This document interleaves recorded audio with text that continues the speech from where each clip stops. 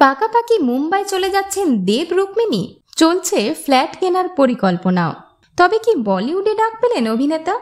দেব রুক্মিণীকে নিয়ে ইন্ডাস্ট্রির অন্দরমহলে চর্চার অন্ত নেই। বিগত এক দশক ধরে একাধিকবার তাদের সম্পর্কের দুষ্টু মিষ্টি মুহূর্তের সাক্ষী থেকেছে বহু শিরোনাম। তবে সম্প্রতি নিন্দুকরা দাবি করেছিলেন সুপারস্টার জুটির সম্পর্কের নাকি তাল কেটেছে।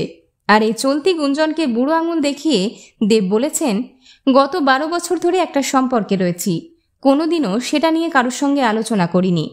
তাহলে আজ কেন উত্তর দিতে হবে? গোটা ইন্ডাস্ট্রি আমাদের সম্পর্ক নিয়ে যা খুশি বলতে পারে, তবে তার জন্য আমি কৈফিয়ত দেব না।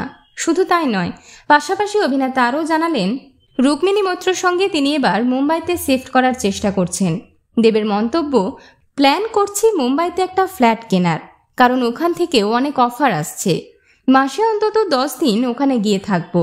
এখন সিনেমা বিক্রি করতে হলেও মুম্বাই যেতে হয়, তাছাড়া ফাইট মাস্টার থেকে কোরিওগ্রাফার সবই ওখানে। সব মিলিয়ে মাসে অন্তত 10 দিন আমাকে মুম্বাইয়ে থাকতেই হয়।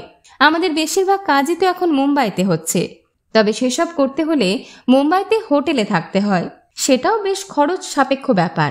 আর সেসবের জন্যই মুম্বাইতে ফ্ল্যাট কেনার চেষ্টা করছি।